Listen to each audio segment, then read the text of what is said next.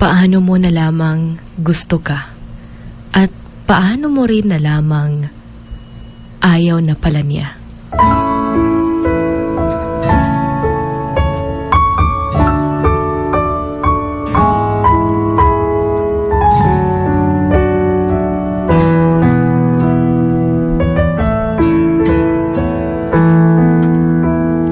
Sobra-sobra yung effort niya sa'yo, kaya alam mong in love na siya sa'yo.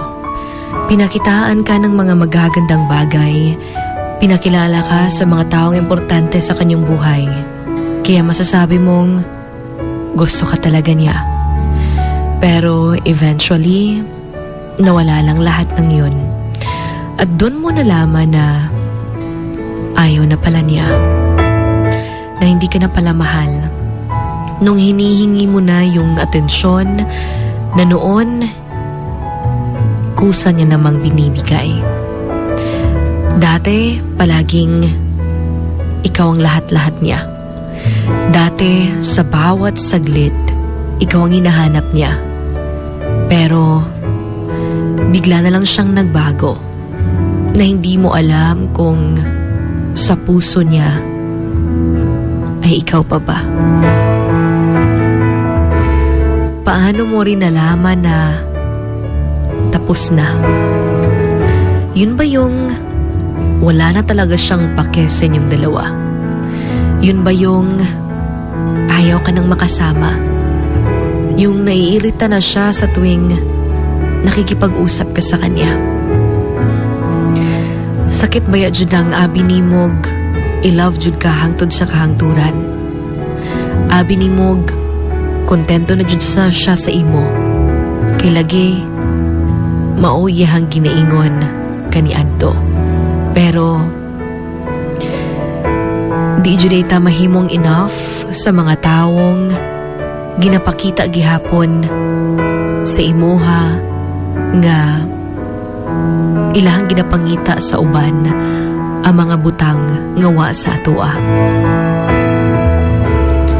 Kaya naman kung nasaktan ka ng sobra sa mga ginawa niya, tandaan na palayain mo na. At palayain mo na rin yung sarili mo. Mag-umpisa ka muli kahit hindi ganon kadali. Huwag mong paghahawakan ang mga bagay na tapos na. Bitawan mo yung mga bagay na humihila sa'yo pabalik.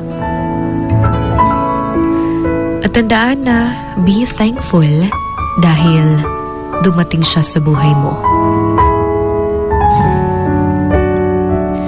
Remember that He removes to restore.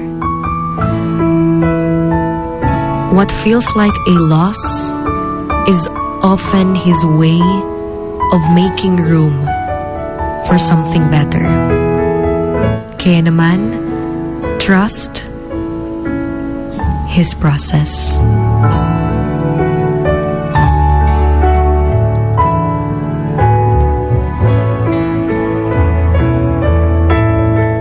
This is Sugar Dolly, your hugot babe.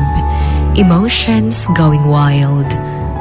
On Iligan City's #1 and multi-awarded radio station, Wild FM 103.1. Emotions going wild. Wild FM. Emotions going wild. Wild FM.